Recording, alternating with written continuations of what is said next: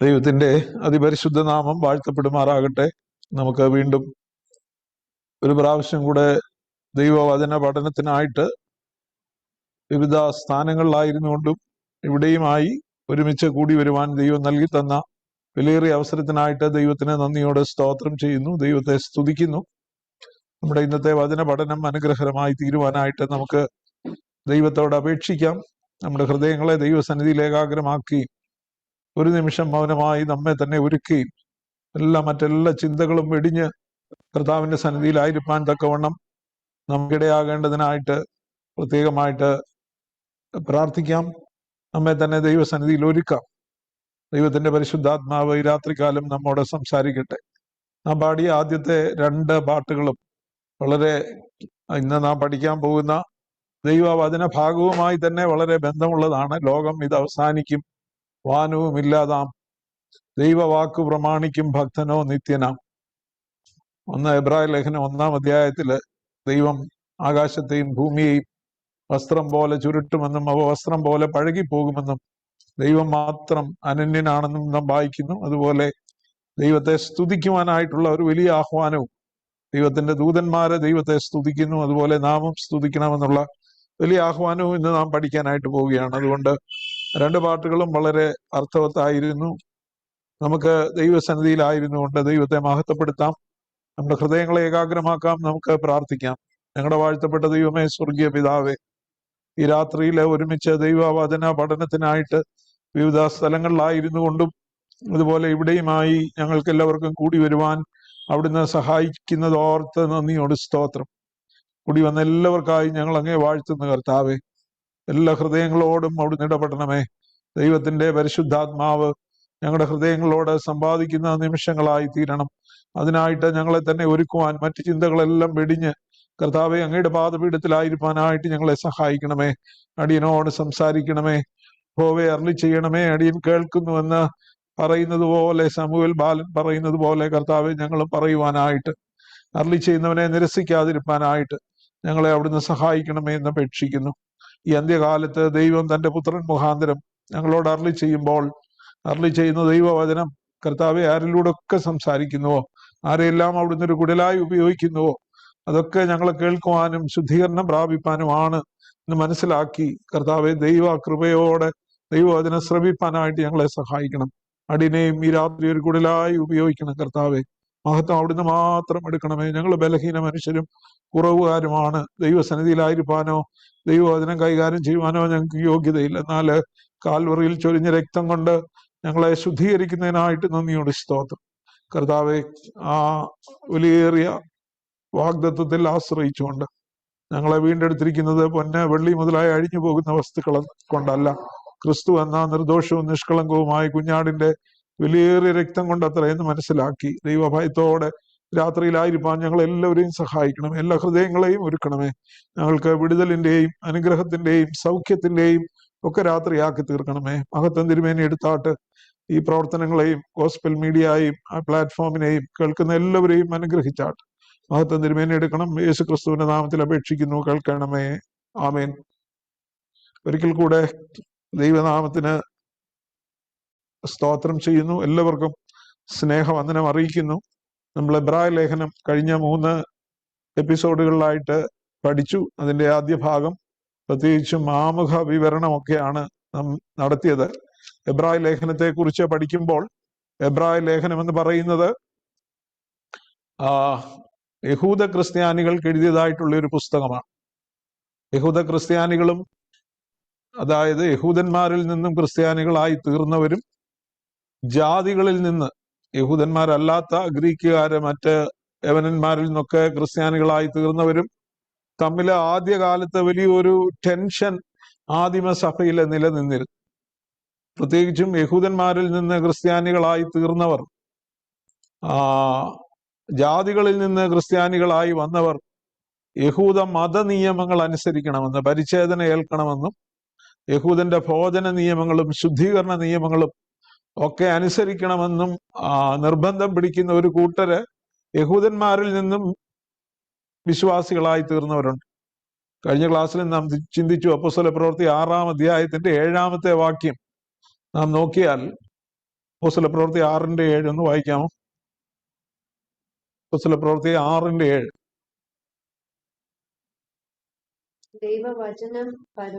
ദൈവവചനം പരന്നു യെരുശലേമിൽ ശിഷ്യന്മാരുടെ എണ്ണം ഏറ്റവും പെരുകി പുരോഹിതന്മാരിലും വലിയൊരു കൂട്ടം വിശ്വാസത്തിന് അധീനരായി തീർന്നു. So the word of God spread. The number of disciples in Jerusalem increased rapidly, and a large number of priests became obedient to the faith. യഹൂദന്മാരിൽ നിന്നും വിശ്വാസത്തിലേക്ക് വന്നതിൽ ഒരു വലിയ കൂട്ടം ആളുകൾ ആരായിരുന്നു? യഹൂദ പുരോഹിതന്മാരായി. എന്ന് പറഞ്ഞാൽ ഇന്നലെ വരെ അവർ യാഗങ്ങൾ കഴിച്ചുകൊണ്ടിരുന്നവരും ദേവാലയത്തിൽ ശുശ്രൂഷിച്ചവരും യഹൂദ മതനിയമങ്ങൾ മുഴുവൻ അനുസരിച്ചവരുമാണ്. കർത്താവായ യേശു ക്രിസ്തുവിൽ അവർ പിറ്റേ ദിവസം വിശ്വസിച്ചു, ദൈവവചനം അവർ വിശ്വസിച്ചു. പക്ഷേ ആ ഒരു ട്രാൻസിഷൻ കഴിഞ്ഞ, കാരണം അവരും ഏകസത്യ ദൈവത്തിൽ വിശ്വസിക്കുകയും ആരാധിക്കുകയും ചെയ്യുന്നവരാണ്. അപ്പൊ ആ ട്രാൻസിഷൻ, അതിൽ നിന്ന് ഇങ്ങോട്ട് മാറാനുള്ള ഒരു, ഈ പ്രത്യേകിച്ചും ആദിമ ക്രിസ്തീയ സഭയിൽ വിശ്വാസത്താൽ നീതീകരിക്കപ്പെടുമെന്നുള്ള ആ വലിയ സത്യത്തെ അപ്പോസ്തലനായ പൗലോസാണ് പ്രസംഗിക്കുന്നത്. അപ്പോസ്തലനായ പൗലോസ് റോമാലേഖനം എഴുതിയപ്പോഴും ന്യായപ്രമാണത്തിന്റെ പ്രവൃത്തികളാൽ ഒരു ജഡവും നീതീകരിക്കപ്പെടുകയില്ല. ഗലാത്യ ലേഖനത്തിലും പറയുന്നു, വിശ്വസിക്കുന്നവർക്ക്, റോമർ 4 പറയുന്നു, ഗലാത്യ ലേഖനത്തിലും പറയുന്നു, അബ്രഹാം ദൈവത്തെ വിശ്വസിച്ചു, അതവന് നീതിയായി കണക്കിട്ടു. അപ്പം വിശ്വസിക്കുന്നവരെയാണ് ദൈവം നീതീകരിക്കുന്നത്. അല്ലാതെ കൽപ്പനകൾ 10 കൽപ്പന അനുസരിച്ചത് കൊണ്ടോ, അനുസരിക്കാൻ എല്ലാവർക്കും കഴിഞ്ഞെന്ന് വരികയില്ല, മിക്കവാറും പേർക്ക് കഴിയുകയുമില്ല.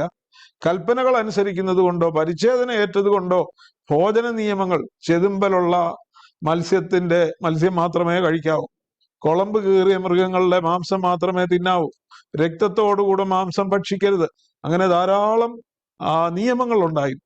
ഭോജന നിയമങ്ങൾ, അതിനെ ഡയറ്ററി ലോസ് എന്ന് പറയും. പിന്നെ ശുദ്ധീകരണ നിയമങ്ങൾ ഉണ്ടായിരുന്നു, യാഗം സംബന്ധിച്ച നിയമങ്ങൾ ഉണ്ടായിരുന്നു. അപ്പൊ ഈ നിയമങ്ങളെല്ലാം പാലിക്കണമെന്ന് ജാതികളിൽ നിന്നും ക്രിസ്ത്യാനികളായവരോട്, വിശ്വാസികളായവരോട് പറഞ്ഞപ്പോൾ പൗലോസ് പറഞ്ഞു, നമുക്കും നമ്മുടെ പിതാക്കന്മാർക്കും ചുമക്കാൻ കഴിയാത്തൊരു നുകം അവരുടെ തോളയിൽ എന്തിനാണ് വെക്കുന്നതെന്ന് പൗലോസ് ചോദിക്കുന്നു. അപ്പൊ അതാണ് ഗലാത്യ റോമ ലേഖനങ്ങൾ. അത് പക്ഷേ ആദിമ ക്രിസ്തീയ സഭയിൽ അധികം പേരും അത് ഇന്ന് നമുക്ക് അവൈലബിൾ ആയിട്ടുള്ളത് പോലെ അത് കണ്ടിട്ടില്ല. കണ്ടിട്ടുണ്ടെങ്കിൽ തന്നെ പുരോഹിതന്മാരിൽ നിന്നും വിശ്വാസികളായവര് പൗലോസിന് ഇത് പറയാനുള്ള പൗലോസിന്റെ യോഗ്യതയെ ചോദ്യം ചെയ്യുന്നവരായിരുന്നു. അങ്ങനെയൊക്കെയുള്ള ഒരു ടെൻഷൻ എപ്പോഴും gentile churches and Jewish churches, യഹൂദന്മാരിൽ വിശ്വാസികളായവർ തമ്മിലും ജാതികളിൽ നിന്ന് വിശ്വാസത്തിലേക്ക് വന്നവരും തമ്മിലുള്ള സഭകൾ തമ്മിൽ തന്നെ ഒരു ടെൻഷൻ നിലനിന്നിരുന്നു. അത് പരിഹരിക്കാൻ ഏറ്റവും കൂടുതൽ ശ്രമിച്ച, എന്നാൽ സുവിശേഷത്തിന്റെ സത്യം വെളിവാക്കി അത് ഏറ്റവും കൂടുതൽ ശ്രമിച്ച വ്യക്തിയാണ് അപ്പോസ്തലനായ പൗലോസ്. അപ്പോൾ ഈ എബ്രായ ലേഖനം എഴുതുന്ന സമയത്ത്, ഞാൻ ഇത് നേരത്തെ പറഞ്ഞതാണെങ്കിലും ഒരു തവണയുടെ ആവർത്തിക്കുകയാണ്, AD 70 മുമ്പ്, അതായത് യഹൂദന്റെ ദേവാലയം യെരുശലേമിൽ നിലനിൽക്കുന്ന സമയത്ത് തന്നെ എഴുതിയതാണ് എബ്രായ ലേഖനം. കാരണം മുൻകൂടാരം നിലനിൽക്കുന്നു എന്നൊക്കെ പറയുന്നുണ്ട്.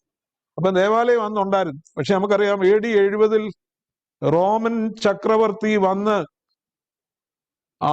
യെരുശലേം പട്ടണത്തിന് ചുറ്റും പാളയം ഇറങ്ങി കുറേയേറെ ദിവസങ്ങൾ, ഞാൻ ഇതിനു മുമ്പ് പറഞ്ഞിട്ടുണ്ട്, ഇത്ര ദിവസങ്ങൾ ചുറ്റും പാളയം ഇറങ്ങി അവരെ എല്ലാം, ഒത്തിരി പേരെ കൊന്നുകളഞ്ഞു, ധാരാളം പേരെ കൊന്നുകളഞ്ഞു.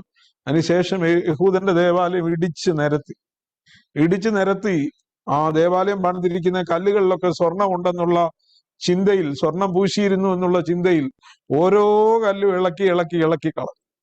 അത് കർത്താവ് പറഞ്ഞതുപോലെ കല്ലിന്മേൽ കല്ല് ശേഷിക്കാതെ ആ ദേവാലയം നശിപ്പിക്കപ്പെട്ടു. അപ്പം യഹൂദന്റെ ആരാധനയുടെ കേന്ദ്രം എന്ന് പറയുന്നത് ദേവാലയമായിരുന്നു. ആ ദേവാലയം നിലനിന്നിരുന്ന സമയത്താണ് ഇത് എഴുതിയത്. പക്ഷെ ഇത് എഴുതുന്ന സമയത്തെ ഒരു പ്രശ്നം എന്ന് പറഞ്ഞാൽ, യഹൂദന്മാരിൽ നിന്നും ക്രിസ്ത്യാനികളായി തീർന്നവർ അവർ തിരിച്ച് യഹൂദ മതവിശ്വാസത്തിലേക്ക് തന്നെ പോകുവാനുള്ള വലിയൊരു പ്രലോഭനം നേരിടുന്ന, യേശുക്രിസ്തുവിലുള്ള വിശ്വാസം വിട്ടുകളഞ്ഞിട്ട്, അതാണ് അപ്പോസ്റ്റസി അഥവാ പിന്മാറ്റം എന്ന് പറയും. പിന്മാറ്റത്തിലേക്ക് പോകുവാനുള്ള വലിയൊരു സാധ്യത നിലനിന്നിരുന്ന സമയത്ത് അവരെ വിശ്വാസത്തിൽ ഉറപ്പിക്കാൻ എഴുതിയ ലേഖനമാണ് എബ്രായ ലേഖനം എന്ന് പറയും. അപ്പൊ ആ പശ്ചാത്തലത്തിൽ അതുകൊണ്ടാണ് പഴയ നിയമവും പുതിയ നിയമവും തമ്മിലുള്ള വലിയ ബന്ധം. കർത്താവായ യേശു ക്രിസ്തു കാൽവറി ക്രൂശിൽ യാഗമായി തീർന്നതോടുകൂടെ പഴയ ഉടമ്പടി മാറി, ഓൾഡ് കവനന്റ് മാറി, ഒരു പുതിയ കവനന്റ്, ഒരു ന്യൂ കവനന്റ്, ന്യൂ ടെസ്റ്റമെന്റ്, പുതിയ നിയമം കർത്താവായ യേശു ക്രിസ്തുവിന്റെ കാൽവറി രക്തം മൂലം എഴുതപ്പെട്ടു എന്ന് വെളിവാക്കുന്ന പുസ്തകമാണ് എബ്രായ ലേഖനം എന്ന് പറയും. അപ്പം പഴയ നിയമം എങ്ങനെയാണ് അത് പുതിയ നിയമത്തിലേക്ക് വരുന്നെന്നുള്ള ആ വലിയ സത്യം കൃത്യമായിട്ട് പറയുന്നതായിട്ടുള്ള ഒരു പുസ്തകമാണ് എബ്രായ ലേഖനം. ആ എബ്രായ ലേഖനത്തെ കുറിച്ച് പഠിച്ചപ്പോൾ നമ്മള് ഈ പുസ്തകത്തിന്റെ ഒരു 5-6 പ്രത്യേകതകള് നമ്മൾ പഠിക്കുകയുണ്ടായി. 5 പ്രത്യേകതകൾ. ഒന്നാമത്തെ പ്രത്യേകത എന്ന് പറയുന്നത്, this is a book of evaluation. ഇത് നമ്മെ തന്നെ ഒന്ന് ഇവാലുവേറ്റ് ചെയ്യുന്ന, വിലയിരുത്തുന്നതിനായിട്ടുള്ള പുസ്തകമാണ്. എന്ന് പറഞ്ഞാൽ അവിടെ ബെറ്റർ ആൻഡ് പെർഫെക്റ്റ് എന്നുള്ള വാക്ക് ഉപയോഗിച്ചിട്ടുള്ളത്, പലതവണ ഉപയോഗിച്ചിട്ടുള്ളത്, കർത്താവായ യേശു ക്രിസ്തു ദൂതന്മാരെക്കാൾ ശ്രേഷ്ഠൻ, തന്നെയുമല്ല ഒരു വലിയൊരു പ്രത്യാശ, ഒരു ബെറ്റർ ഹോപ്പ് നമുക്ക് 7-ാം അധ്യായത്തിന്റെ 19-ാമത്തെ വാക്യത്തിൽ നാം വായിക്കുന്ന ഒരു ബെറ്റർ ഹോപ്പ് നമുക്ക് നൽകപ്പെട്ടിരിക്കുന്നു. 8-ാം അധ്യായത്തിന്റെ 6-ാമത്തെ വാക്യത്തിലെ better covenant and better promise. 8-ന്റെ 6 ഒന്ന് വായിക്കാമോ? എബ്രായർ 8-ന്റെ 6.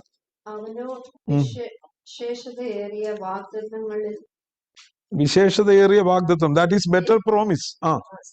സ്ഥാപിക്കപ്പെട്ട നിയമത്തിന്റെ വിശേഷതയേറിയ വാഗ്ദത്തങ്ങളിൽ സ്ഥാപിക്കപ്പെട്ട നിയമത്തിന്റെ മധ്യസ്ഥനാകുന്നു. ആരെക്കുറിച്ചാ പറഞ്ഞിരിക്കുന്നത്? വിശേഷതയേറിയ വാഗ്ദത്തങ്ങളിൽ സ്ഥാപിക്കപ്പെട്ട നിയമത്തിന്റെ മധ്യസ്ഥൻ കർത്താവായ യേശു ക്രിസ്തു. അപ്പൊ കഴിഞ്ഞതിനെ ഒന്ന് മാറ്റിവെച്ച് ഒന്ന് ഇവാലുവേറ്റ് ചെയ്യുവാൻ, ഹീസ് ബെറ്റർ ദാൻ ഏഞ്ചൽസ്, ദൂതന്മാരെക്കാൾ ശ്രേഷ്ഠനായവൻ, വലിയ പ്രത്യാശ, ശ്രേഷ്ഠമായ പ്രത്യാശ നമുക്ക് നൽകുന്നവൻ, വിശേഷതയേറിയ വാഗ്ദത്തങ്ങളിൽ ഉറപ്പിക്കപ്പെട്ട പുതിയ നിയമത്തിന്റെ മധ്യസ്ഥൻ. മാത്രവുമല്ല, അവൻ സൽഗുണപൂർത്തി വരുത്തുന്നവനാണെന്ന്.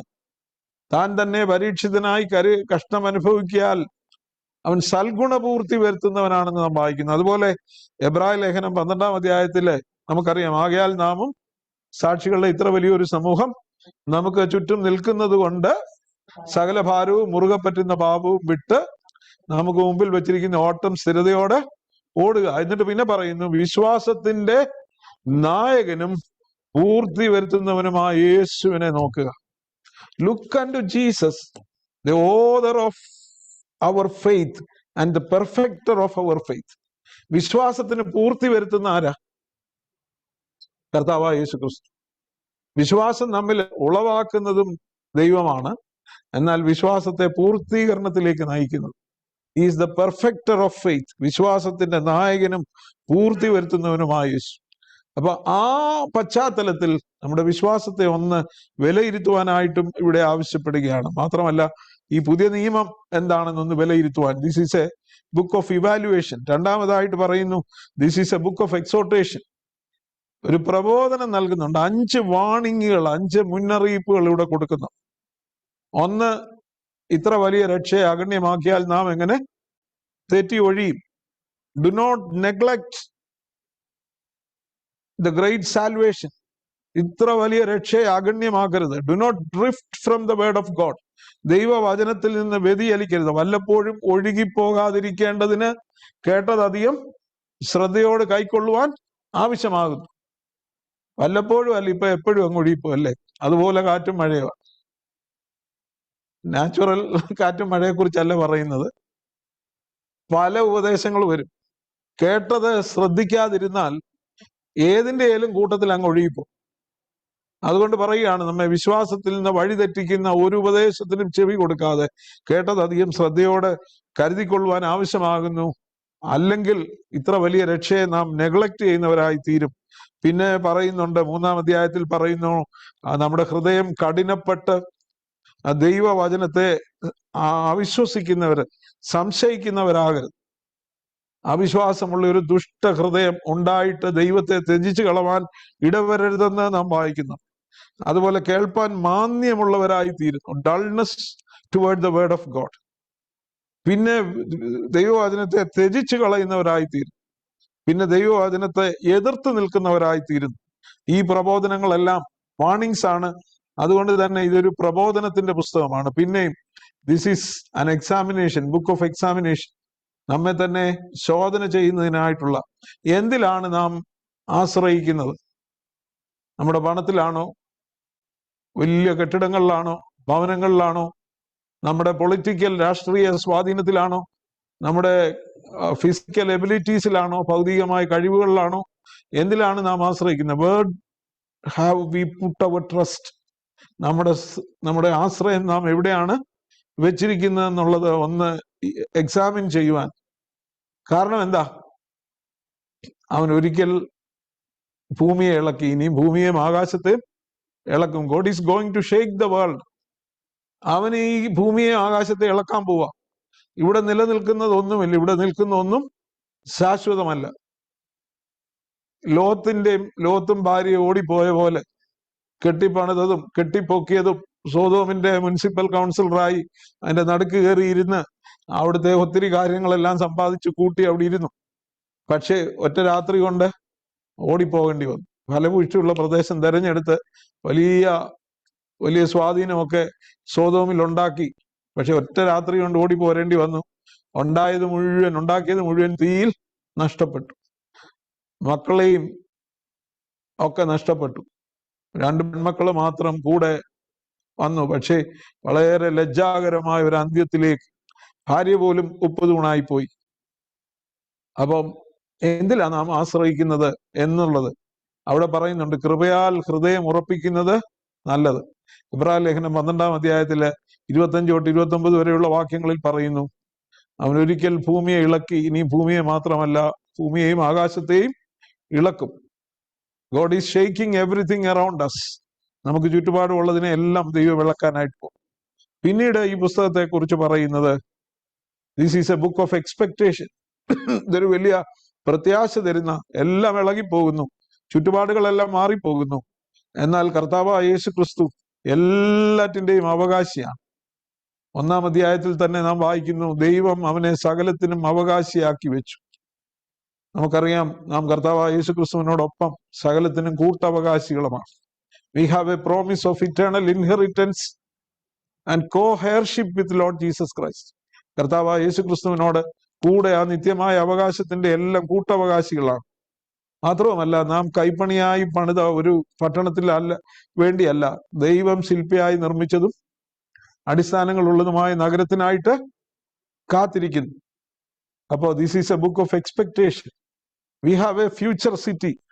V do not have an enduring city here. നമുക്കിവിടെ നിലനിൽക്കുന്ന നഗരമില്ല. നാം വരുവാനുള്ളതിന് അത്രേ കാത്തിരിക്കുന്നത്. വരുവാനുള്ളതെന്ന് പറയുന്നത് ദൈവം ശില്പിയായി നിർമ്മിച്ചതാണ്, അടിസ്ഥാനങ്ങൾ ഉള്ളതുമായിട്ടുള്ള ഒരു നഗരമാണ്. A city with foundation and God is the architect of that city. ദൈവമാണ് അതിന്റെ ശില്പി. ആ ഒരു സിറ്റിക്ക് വേണ്ടി നാം കാത്തിരിക്കുന്നവരാണ് എന്നുള്ള വലിയ പ്രത്യാശ നൽകുന്നതായിട്ടുള്ള this is a book of expectation. ഒടുവിലായിട്ട് പറയുന്നു, this is a book of exaltation. കർത്താവായ യേശു ക്രിസ്തുവിനെ ഉയർത്തുന്ന ഒരു പുസ്തകം. അവൻ എല്ലാവരെക്കാളും അത്യുന്നതനാണ്. ദൂതന്മാരെക്കാൾ, ന്യായപ്രമാണത്തെക്കാൾ, എല്ലാ പ്രവാചകന്മാരെക്കാൾ, എല്ലാ പുരോഹിതന്മാരെക്കാൾ അത്യുന്നതനായി തീർന്നവനാണെന്ന്. He is better than angels. He is the exalted son of God. ഉയർത്തപ്പെട്ട പിതാവായ ദൈവത്തിന്റെ വലതു ഭാഗത്തിരിക്കുന്ന, ദൈവത്തിന്റെ മഹത്വത്തിന്റെ പ്രഭയിൽ അധിവസിക്കുന്നവനായി ഉയർത്തെഴുന്നേറ്റ കർത്താവ് ഇന്നായിരിക്കുന്നു എന്ന് നമുക്ക് തരുന്ന വലിയൊരു ഉറപ്പാണ് ഈ എബ്രായ ലേഖനത്തിലൂടെ നമ്മെ അത് വെളിവാക്കുന്നതാണ് എബ്രായ ലേഖനം. അപ്പൊ ആ എബ്രായ ലേഖനം നാം പഠിക്കുമ്പോൾ ഈ ഒരു പശ്ചാത്തലത്തിൽ നിന്നുകൊണ്ട് യഹൂദന്മാരായ ക്രിസ്ത്യാനികൾ, യഹൂദന്മാരിൽ നിന്നും ക്രിസ്ത്യാനികളായി തീർന്നവർ തങ്ങളുടെ വിശ്വാസം ഉപേക്ഷിച്ച പിന്മാറ്റത്തിലേക്ക് പോകുവാൻ ഉള്ള വലിയ പരീക്ഷകളും പ്രലോഭനങ്ങളും നേരിടുമ്പോൾ അവരെ വിശ്വാസത്തിൽ ഉറപ്പിക്കുവാൻ അവർക്കുള്ള വലിയ പ്രത്യാശയെക്കുറിച്ച്, കർത്താവായ യേശു ക്രിസ്തുവിന്റെ ഔന്നത്യത്തെക്കുറിച്ച്, അവൻ ഏറ്റവും ഉയർത്തപ്പെട്ടവനും വന്യനുമാണെന്നും ഉള്ള വലിയ സന്ദേശം നൽകുന്ന, എന്നാൽ അതോടൊപ്പം മുന്നറിയിപ്പുകൾ നൽകുന്ന പുസ്തകമാണ് എബ്രായ ലേഖനം എന്ന് പറയുന്നത്. ആ എബ്രായ ലേഖനത്തിൽ അതിന്റെ തീം എന്ന് പറയുന്നത് the superiority of Jesus Christ and his salvation to law of Moses. മോശയുടെ ന്യായപ്രമാണത്തിൽ നിന്ന് ഉള്ള ഒരു വലിയ ന്യായപ്രമാണത്തിന്റെ പ്രവർത്തികളാൽ അല്ല, അത് റോമ ലേഖനത്തിലും എബ്രായ ലേഖനത്തിലും പറയുന്നുവെങ്കിലും ദൂതന്മാരെക്കാൾ ഉന്നതനായി തീർന്ന, ന്യായപ്രമാണത്തെക്കാൾ ഉന്നതനായി തീർന്ന, ന്യായപ്രമാണത്തിന്റെ പ്രവൃത്തി കൂടാതെ നമ്മെ രക്ഷിക്കുന്ന കർത്താവായ യേശു ക്രിസ്തുവിനെ കുറിച്ച്, അവന്റെ ഔന്നത്യത്തെ കുറിച്ച്, സുപ്പീരിയോറിറ്റി എന്ന് പറയുമ്പം ഔന്നത്യം എന്നുള്ള വാക്ക് ഞാൻ അങ്ങ് ഉപയോഗിക്കുക, എനിക്ക് തോന്നുന്നത് ആ വാക്ക് പോരാൻ തോന്നി. Superior means he's above everything. അവനേക്കാൾ ഉന്നതനായിട്ട് ആരുമില്ല. എല്ലാറ്റിനേക്കാളും ഉന്നതനായ കർത്താവായ യേശു ക്രിസ്തുവിനെ നമുക്ക് വെളിപ്പെടുത്തി തരുന്ന പുസ്തകമാണ് എബ്രായ ലേഖനം എന്ന് പറയും. യഹൂദന്മാരെ സംബന്ധിച്ചിടത്തോളം അവര് ദൂതന്മാരെ വലിയ എക്സോൾട്ടഡ് ബീയിങ്സ്, അതായത് വലിയ അത്യുന്നതരായ ആളുകളായിട്ട് അവർ കരുതിയിരുന്നവരാണ്. കാരണം അവര് ന്യായപ്രമാണം അവർക്ക് ലഭിച്ചത്, ഗലാത്യ ലേഖനം 3:19 വായിച്ചാൽ, ഗലാത്യർ 3:19,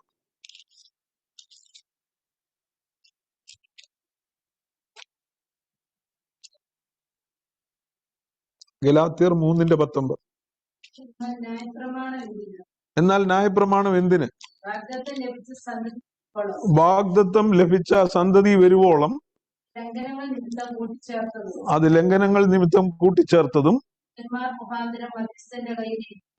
ദൂതന്മാർ മുഖാന്തരം മധ്യസ്ഥന്റെ കയ്യിൽ ഏൽപ്പിച്ചതും അത്രേ. ഇപ്പൊ ന്യായപ്രമാണത്തെ കുറിച്ച് ഒരു ഡെഫിനിഷൻ അവിടെ പറയുക. The law was put into effect through angels by a mediator. ദൂതന്മാർ മുഖാന്തരം മോശയുടെ കയ്യിൽ ഏൽപ്പിച്ചു. അപ്പൊ ഈ കൽപ്പനകളിൽ 10 കൽപ്പനകൾ എഴുതി കൈ കിട്ടിയത് ആര് മുഖേനയാ? ദൂതന്മാർ മുഖാന്തരം. അപ്പൊ ദൂതന്മാർ ഇത് ന്യായപ്രമാണം കൊടുത്തെന്നുള്ളത് കൊണ്ട് യഹൂദനെ സംബന്ധിച്ചിടത്തോളം ന്യായപ്രമാണം എന്ന് പറയുന്ന അവരുടെ ഏറ്റവും വലിയ ഒരു കാര്യം. അവർക്ക് മാത്രമായി ദൈവം ഒരു ന്യായപ്രമാണം കൊടുത്തു. അവർക്ക് മാത്രം എന്ന് പറയുമ്പോൾ മറ്റ് ജാതികൾക്കൊന്നുമില്ലാത്തൊരു അവകാശം അവർക്ക് കൊടുത്തു. ലോകത്തിൽ മറ്റൊരു ജാതിയോടും ദൈവം നേരിട്ട് സംസാരിച്ചിട്ടില്ല. ദൈവം നേരിട്ട് സംസാരിച്ചത് ആരോട് മാത്രമേ ഉള്ളൂ? 147 സങ്കീർത്തനത്തിന്റെ ഒടുവിലത്തെ വാക്യം ഒന്ന് വായിച്ചു. 147 സങ്കീർത്തനം ഒടുവിലത്തെ വാക്യം.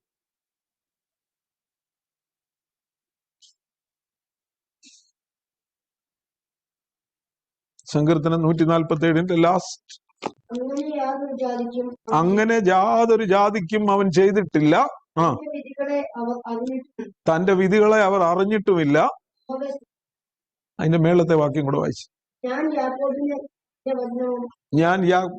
ഞാൻ യാക്കോബിന് തന്റെ വചനവും ഇസ്രായേലിന് തന്റെ ചട്ടങ്ങളും വെളിപ്പെടുത്തി കൊടുത്തു. യാക്കോബിന്, ഒന്നുകൂടെ വായിച്ചേ, അവൻ യാക്കോബിന് തന്റെ വചനവും. അവൻ യാക്കോബിന്, ആരാ? ദൈവം. യാക്കോബ് എന്ന് പറയുന്നത് ഇസ്രായേൽ മക്കളെ കുറിച്ചാണ് പറയുന്നത്. ഇസ്രായേൽ മക്കൾക്ക് തന്റെ വചനവും ഇസ്രായേലിന് തന്റെ ചട്ടങ്ങളും വെളിപ്പെടുത്തി കൊടുത്തു. ഇംഗ്ലീഷിൽ ഇങ്ങനെയാണ്: he has revealed his word to Jacob, his laws and decrees to Israel. എന്നിട്ട് പറയുകയാണ്, he has done this for no other nation. മറ്റൊരു ജാതിക്കും അവൻ തന്റെ കൽപ്പനകളും ചട്ടങ്ങളും വെളിപ്പെടുത്തി കൊടുത്തില്ല. വെളിപ്പെടുത്തി കൊടുത്ത ആർക്ക് മാത്രമേ ഉള്ളൂ? ഇസ്രായേലിനും യാക്കോബിനും മാത്രമേ ഉള്ളൂ. നമുക്കറിയാം, ഉൽപ്പത്തി പുസ്തകം 19-ാം അധ്യായം മുതൽ 20-ാം അധ്യായം വരെയും നാം വായിക്കുമ്പോൾ മോശയെ ദൈവം പർവ്വതത്തിലേക്ക് വിളിച്ചു. ദൈവം പർവ്വതത്തിൽ ദൈവത്തിന്റെ മഹത്വത്തിൽ ഇറങ്ങി വന്നു. എന്നിട്ട് മോശയോട്, അപ്പം അതിനു മുമ്പേ പറഞ്ഞു, ജനം 3 ദിവസം തങ്ങളെ തന്നെ ശുദ്ധീകരിച്ച് ഈ പർവ്വതത്തിന് ചുറ്റുപാടും നിൽക്കണം. ഒരു മൃഗമെങ്കിലും പർവ്വതത്തെ തൊട്ടാൽ അതിനെ കല്ലെറിഞ്ഞ് കൊല്ലണം. ആരും പർവ്വതത്തോട് അടുത്ത് വരരുത്. മോശയ്ക്കും അഹരോനും മാത്രം കയറി ചെല്ലാം. മോശ അങ്ങനെ 3 ദിവസം ജനം തങ്ങളെ തന്നെ ശുദ്ധീകരിച്ചു. ശുദ്ധീകരിച്ച ഒരു പർവ്വതത്തിന് ചുറ്റുപാടും നിന്നു. അത് ചുറ്റുപാടും എന്ന് പറഞ്ഞാൽ വളരെ അകലത്തിൽ നിന്നു. മോശ മാത്രം പർവ്വതത്തിലേക്ക് കയറി ചെന്നു. പർവ്വതത്തിലേക്ക് കയറി ചെന്നു. ദൈവം മോശയോട് സംസാരിച്ചു. ഗംഭീര ധ്വനി ഉറച്ചുറച്ചു വന്നപ്പോൾ നാം വായിക്കുന്നു. മോശയോട് ദൈവം സംസാരിച്ച ആ വലിയ ശബ്ദം ആര് കേട്ടു? ചുറ്റുപാടും പർവ്വതത്തിന് ചുറ്റും നിന്ന ഇസ്രായേൽ മക്കൾ കേട്ടു. മോശയോട് ദൈവം സംസാരിച്ചത് എന്താണെന്ന് പുറപ്പാട് പുസ്തകം 20-ാം അധ്യായത്തിലുണ്ട്. ഞാൻ നിങ്ങളെ മിസ്രൈമിൽ നിന്ന് പുറപ്പെടുവിച്ചു കൊണ്ടുവന്ന യഹോവയാകുന്നു എന്ന് പറഞ്ഞിട്ടാണ് ആരംഭിക്കുന്നത്. അതാ അതിന്റെ ഇൻട്രൊഡക്ഷൻ. മിസ്രൈമിൽ നിന്ന് പുറപ്പെടുവിച്ചു കൊണ്ടുവന്നതിന്റെ 3-ാം മാസം 1-ാം തീയതി പറയുന്ന കാര്യമാണ്. 2 മാസമേ ആയുള്ളൂ ഇങ്ങോട്ട് നടന്നു വന്നിട്ട്. 3-ാം മാസം 1-ാം തീയതി ആണ് അവരോട് പറയുന്നത് കൊടുക്കുന്നത്. അപ്പൊ ആ 3-ാം മാസത്തിൽ തന്നെ പറയുകയാണ്, ഞാനല്ലാതെ അന്യ ദൈവം നിനക്ക് ഉണ്ടാകരുത്. There shall be no other God before me. You shall have no other God before me. നീ എന്റെ മുമ്പാകെ മറ്റൊരു ദൈവത്തെയും ആരാധിക്കരുത്. പിന്നെ മീതെ സ്വർഗത്തിലെങ്കിലും താഴെ ഭൂമിയിലെങ്കിലും അല്ല വെള്ളത്തിലെങ്കിലും യാതൊന്നിന്റെയും പ്രതിമയും അരുത്, ഒരു വിഗ്രഹവും ഉണ്ടാക്കരുത്. ശബത്ത് നാളിനെ ശുദ്ധീകരിപ്പാൻ ഓർക്ക. യഹോവയുടെ നാമം വൃഥാ എടുക്കരുത്. ശബത്ത് നാളിനെ ശുദ്ധീകരിപ്പാൻ ഓർക്ക. നിനക്ക് ദീർഘായുസ് ഉണ്ടാകുവാൻ നിന്റെ അപ്പനെയും അമ്മയെയും ബഹുമാനിക്കുക. അങ്ങനെ 10 കൽപ്പനകൾ. കുല ചെയ്യരുത്, മോഷ്ടിക്കരുത്, വിചാരം ചെയ്യരുത്, ഏറ്റവും ഒടുവിലായി മോഹിക്കരുതെന്നും പറഞ്ഞു. ഈ 10 കൽപ്പന ആരവരുടെ ചെവി കൊണ്ട് കേട്ടവരാ? ഇസ്രായേൽ മക്കൾ മുഴുവൻ പേരും കേട്ടോ. അതുകൊണ്ട് ആ സങ്കീർത്തനക്കാരൻ 147-ാമത്തെ സങ്കീർത്തനത്തിന്റെ ഒടുവിലത്തെ 2 വാക്യങ്ങളിൽ പറയുന്നത്, ദൈവം യാക്കോബിന് തന്റെ വചനവും ഇസ്രായേലിന് തന്റെ ചട്ടങ്ങളും വെളിപ്പെടുത്തി. ഭൂമിയിൽ വേറൊരു ജാതിയോടും അവൻ നേരിട്ട് സംസാരിച്ചത് ഇവരോട് മാത്രമേ ഉള്ളൂ. അപ്പൊ അതുകൊണ്ട് അവർക്ക് ഈ കൊടുത്ത കൽപ്പനകൾ എന്ന് പറഞ്ഞാൽ എന്നോട് നേരിട്ട് വന്ന് പറഞ്ഞാന്ന് പറയുമ്പോ എനിക്ക് എന്തോ ഉണ്ട്, അതിനൊരു ഇല്ല, എന്നോട് നേരിട്ട് വന്ന കാര്യത്തിന് എനിക്ക് അതിനൊരു വലിയ ഇമ്പോർട്ടൻസ് ഉണ്ട്. മറ്റാരോടും പറയാതെ എന്നോട് പറഞ്ഞ ദൈവം മറ്റാരോടും പറയാതെ എന്നോട് പറഞ്ഞു. തന്നെയല്ല, എഴുതി കൊടുത്തു വിട്ടു. ആരുടെ കയ്യിലാണ് അങ്ങോട്ട് ഏൽപ്പിച്ചത്? മോശയുടെ കയ്യിൽ ഏൽപ്പിക്കുന്ന ആര് മുഖേനയാ? ദൂതന്മാർ മുഖം. അപ്പൊ അവരെ സംബന്ധിച്ചിടത്തോളം ന്യായപ്രമാണം വലിയൊരു സമ്പത്താ, അവർ വലിയൊരു സ്വത്താ. അവർ ന്യായപ്രമാണം അവർക്ക് നൽകപ്പെട്ട് ദൈവം നേരിട്ട് കൊടുത്തതാ. പക്ഷെ കൊടുത്തത് ആര് മുഖേനയാ? ദൂതന്മാർ മുഖേന. അപ്പൊ ദൂതന്മാരെയും ന്യായപ്രമാണത്തെയും അവരൊരുപോലെ വലുതായിട്ട് കാണും. അപ്പൊ ആ യഹൂദ ക്രിസ്ത്യാനികളോട് ഇവിടെ പറയുകയാണ്, എബ്രായ ലേഖനത്തിൽ പറയുന്നത് എന്താ? ദൈവം ആരെക്കാൾ ഉന്നതനാണ്. 1-ാം അധ്യായത്തിന്റെ 4-ാമത്തെ വാക്യം എന്താ പറയുന്നത്?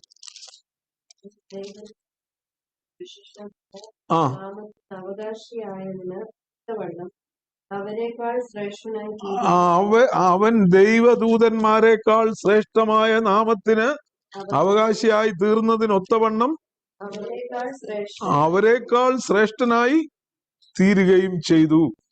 He became as much superior to the angels as the name he has inherited is superior to theirs. അപ്പോ ദൂതന്മാരെക്കാൾ ശ്രേഷ്ഠനായ ദൈവത്തെ, കർത്താവായ യേശു ക്രിസ്തുവിനെ കുറിച്ച് അവരെ സംബന്ധിച്ചിടത്തോളം യഹൂദന്മാർക്ക് ഇപ്പൊ യേശു ക്രിസ്തു എന്ന് പറയുന്ന ആരാ? ദൂതന്മാർ ഇതുവരെയും അവരുടെ ഇടയിൽ വന്ന് താമസിച്ചിട്ടുണ്ടോ? ഇല്ല. ദൂതന്മാരെവിടെ താമസിച്ചിരിക്കുന്നത്? സ്വർഗത്തില. പക്ഷെ അവരെ സംബന്ധിച്ചിടത്തോളം യേശു ക്രിസ്തു എവിടെ താമസിച്ച ആളാ? ബേത്ലഹേമിൽ ജനിച്ച് നസറേത്തിൽ വളർന്ന് പിന്നെ കപ്പർന്നഹൂമിലും താമസിച്ച് 33.5 വർഷം അവര് കണ്ട് അവരുടെ നാട്ടിൽ ജീവിച്ച ഒരാളാ. അവർക്ക് അപ്പൊ ഒരു ചിന്ത ചിലപ്പോഴേലും പോവും, ഞങ്ങളുടെ ഇവിടെ ഉണ്ടായിരുന്ന ഒരാള് ആണല്ലോ. പക്ഷേ എബ്രായ ലേഖന കർത്താവ് പറയുകയാണ്, നിങ്ങളുടെ ഇടയിൽ നടന്നു എന്നുള്ളത് സത്യമാണ്, പക്ഷേ ദൂതന്മാരെക്കാൾ ശ്രേഷ്ഠനായി, he is superior to angels. നിങ്ങൾക്ക് ന്യായപ്രമാണം തന്ന ദൂതന്മാരെക്കാൾ, ന്യായപ്രമാണം നിങ്ങളുടെ കയ്യിൽ ഏൽപ്പിക്കുവാൻ ദൈവം ഉപയോഗിച്ച ദൂതന്മാരെക്കാൾ ശ്രേഷ്ഠനായി തീർന്നവനാണ് കർത്താവായ യേശു ക്രിസ്തു എന്ന് പറയുന്നു. മാത്രമല്ല മറ്റൊരു കാര്യമുണ്ട്. കർത്താവായ യേശു ക്രിസ്തു മനുഷ്യനായി തീർന്നപ്പോൾ സങ്കീർത്തനം 8:5 ഒന്ന് വായിച്ചു. സങ്കീർത്തനം 8:5.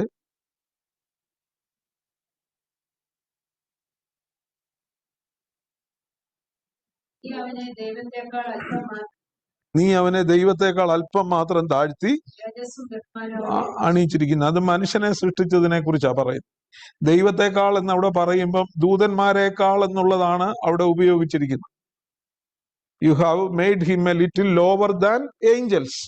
ദൂതന്മാരെക്കാൾ അല്പം മാത്രം താഴ്ത്തി. ഇനി എബ്രായർ 2:9 ഒന്ന് വായിച്ചേ.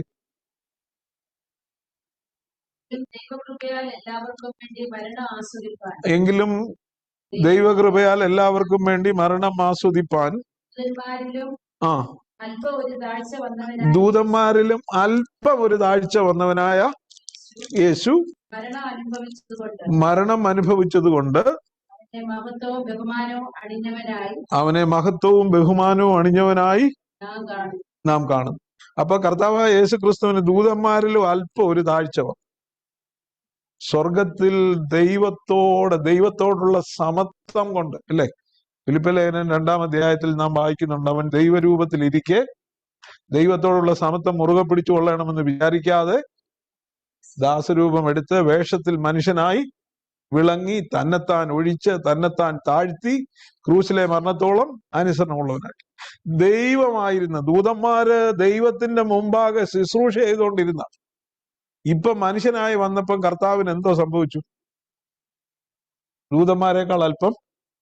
എന്തുകൊണ്ടാ? മനുഷ്യനായതുകൊണ്ട്, മനുഷ്യനായി തീർന്നത് കൊണ്ട് ദൂതന്മാരെക്കാൾ അല്പം താഴ്ച വന്നു. നോക്കിയേ, അതൊരു സത്യത്തിൽ അല്ലേ? ഇന്നലെ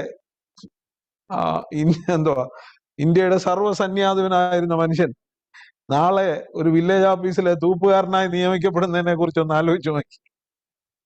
ഇന്ത്യൻ പ്രസിഡന്റ് ആയിരുന്ന ആള് നാളെ വില്ലേജ് ഓഫീസിലെ തൂപ്പുകാരനായിട്ട്, ഞാനൊരു ഉദാഹരണം പറഞ്ഞതേ ഉള്ളൂ, എന്ന് പറഞ്ഞത് ദൈവമായിരുന്ന സർവത്തിന്റെ ഉടമസ്ഥനായിരുന്ന ദൈവം ദൂതന്മാരെക്കാൾ താഴ്ച വന്നവനായി. എന്തുകൊണ്ടാ ദൂതന്മാരെക്കാൾ താഴ്ച വന്നത്?